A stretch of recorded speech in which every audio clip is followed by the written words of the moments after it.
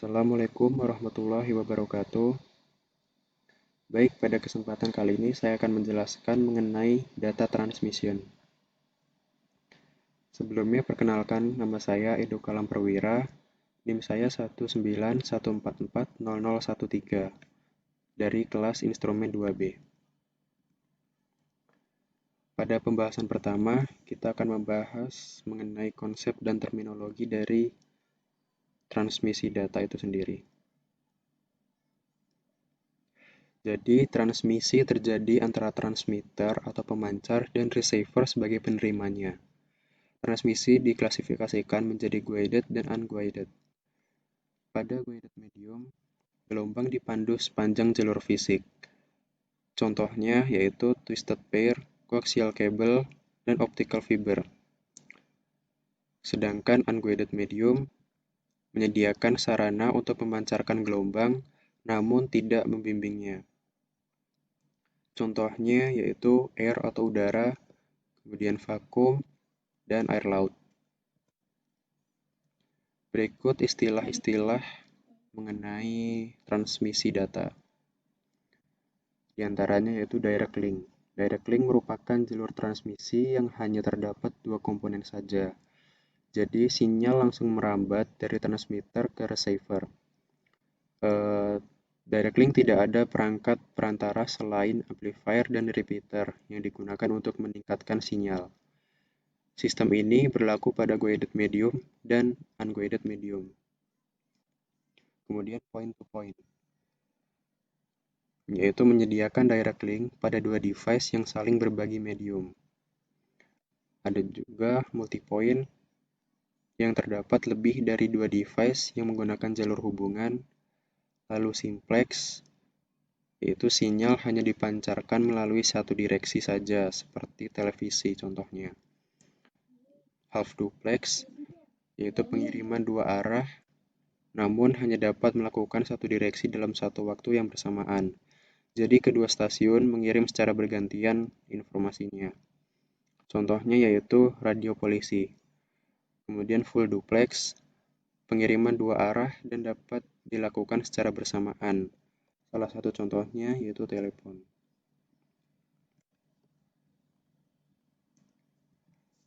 Kedua, kita akan membahas mengenai time domain concepts.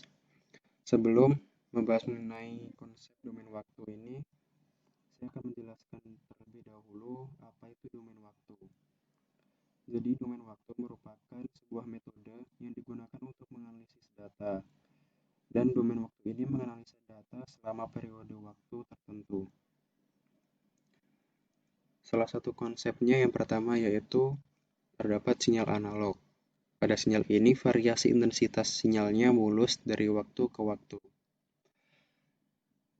Bisa kita lihat contoh gambar sinyal analog di bawah ini.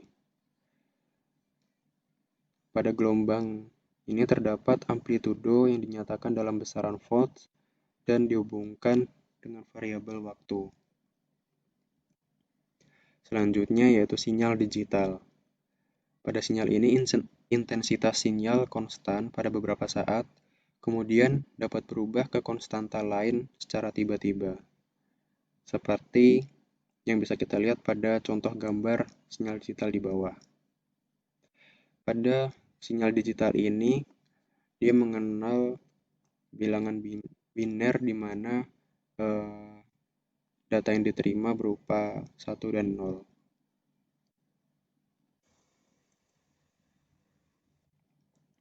Selanjutnya, terdapat sinyal periodik yang memiliki pola sinyal yang sama dan berulang-ulang, dan sinyal aperiodik yang memiliki pola tidak berubah seiring berjalannya waktu. Ini merupakan contoh dari sinyal periodik, baik berupa gelombang sinus maupun square wave. Selanjutnya, gelombang sinus. Gelombang sinus merupakan sebuah gelombang yang membentuk gelombang osilasi halus berulang. Pada gelombang sinus ini terdapat amplitudo, yaitu kekuatan maksimal dari sinyal. Kemudian frekuensi, yaitu jumlah gelombang yang terjadi dalam waktu 1 detik. Dalam frekuensi ini, frekuensi memiliki hubungan dengan periode. Periode sendiri memiliki pengertian yaitu sebagai waktu yang dibutuhkan untuk terjadinya satu gelombang sempurna.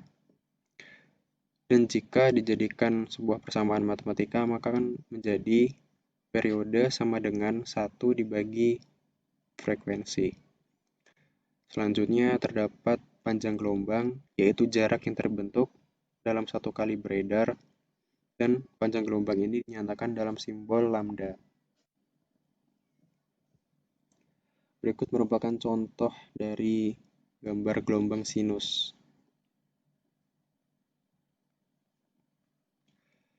Lanjut, frekuensi domain konsep. Pengertian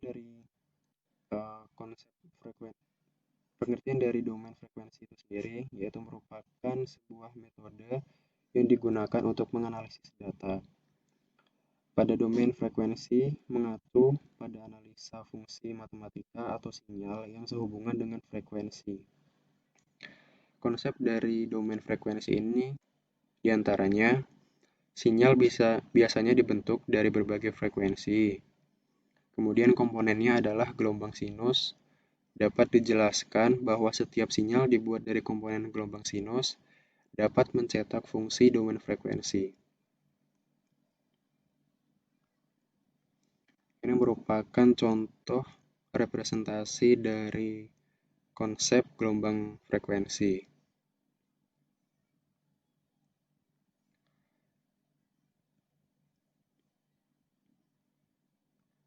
Selanjutnya, spektrum and bandwidth.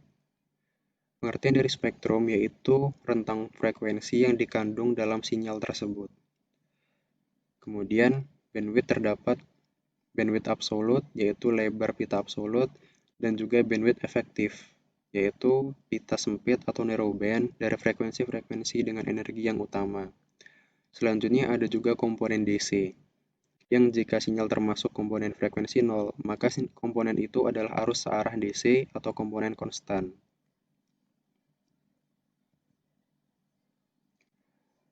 Pada contoh gambar ini yaitu merupakan penggambaran dari penjumlahan komponen DC dari suatu gelombang. Jadi pada gambar B ini merupakan hasil penjumlahan dari gambar A yang telah diberikan komponen DC.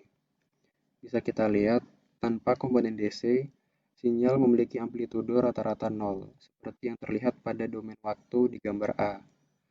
Dengan adanya komponen DC, maka dapat kita sebut dengan istilah frekuensi 0.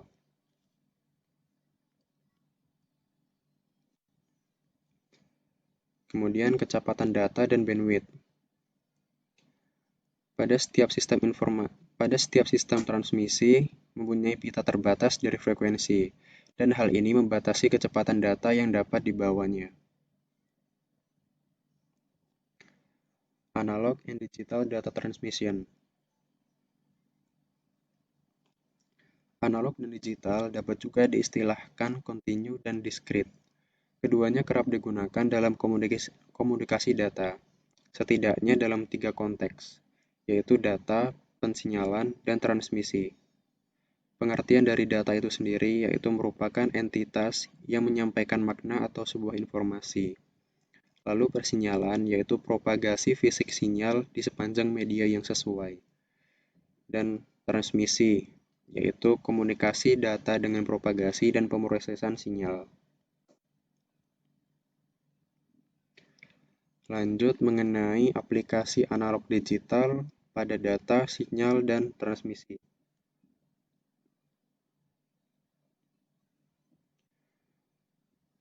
Yang pertama, aplikasi pada sebuah data. Untuk contoh analognya, nilai-nilai kontinu di dalam beberapa interval, seperti suara dan gambar pada video.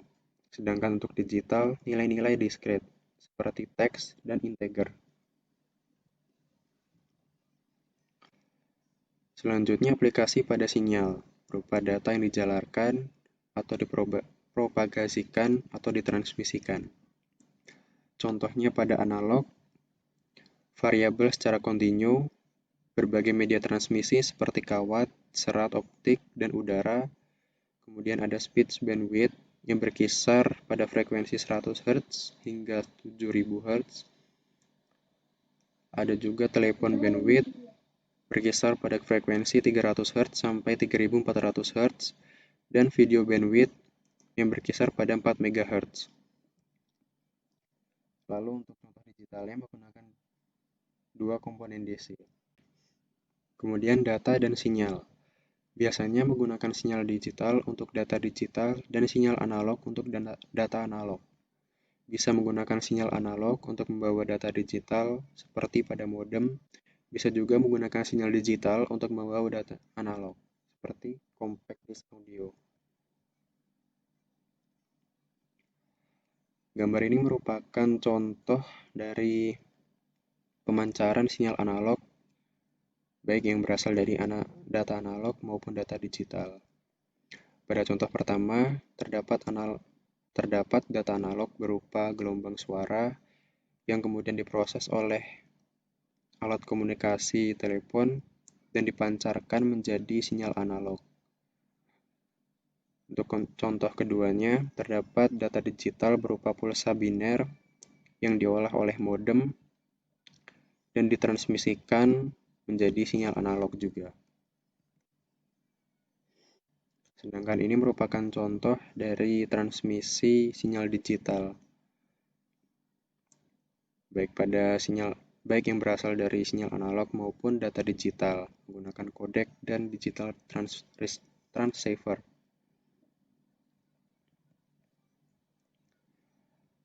Berikut merupakan perbandingan antara transmisi analog dan juga transmisi digital. Pada transmisi analog, sinyal analog ditransmisikan tanpa mengetahui isinya. Bisa berupa data analog atau data digital. Terjadi pelemahan atau atenuasi jika melebihi jarak yang ditentukan, menggunakan amplifier untuk meningkatkan kuat sinyal, tapi juga bisa menaikkan noise. Sedangkan transmisi digital sangat memperhatikan isinya. Kemudian integritas sinyal sangat dipengaruhi oleh noise, atenuasi, dan lain-lain. Menggunakan repeater, repeater menerima sinyal, mengekstrak bit pattern, mengirim ulang, atenuasi bisa ditanggulangi, dan noise tidak dikuatkan. Lanjut pada transmission impairments. Berikut merupakan contoh gangguan-gangguan yang dapat terjadi pada proses transmisi data. Di antaranya yang pertama, sinyal yang diterima bisa jadi berbeda dari sinyal yang dikirimkan. Untuk contoh analog, dapat berupa degradasi kualitas sinyal, dan contoh digitalnya dapat berupa kesalahan bit. Gangguan dapat disebabkan juga oleh atenuasi dan distorsi atenuasi, kemudian delay distortion, dan noise. Pengertian dari atenuasi sendiri yaitu merupakan melemahnya suatu sistem yang disebabkan oleh adanya jarak yang semakin jauh, yang harus ditempuh oleh suatu sinyal tersebut dan karena frekuensi sinyal tersebut semakin tinggi.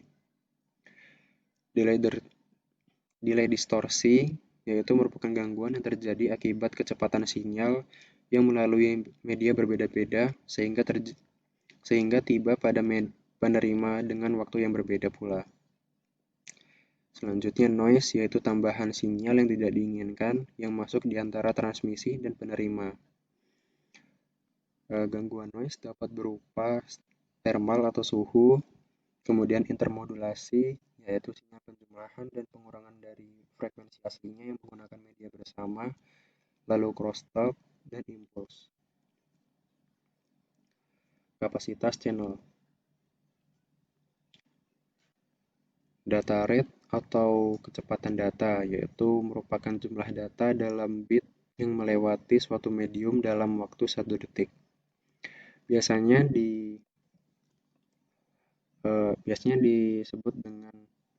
dinyatakan dalam bit per detik atau bit per second dan disingkat bps. Selanjutnya bandwidth yaitu merupakan jumlah nilai konsumsi transfer data. Bandwidth dibatasi oleh transmitter dan medium yang dilewatinya. Biasa dinyatakan dengan cycle per second atau CPS.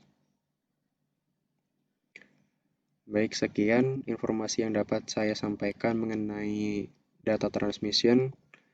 Atas segala kekurangannya saya mohon maaf. Terima kasih. Assalamualaikum warahmatullahi wabarakatuh.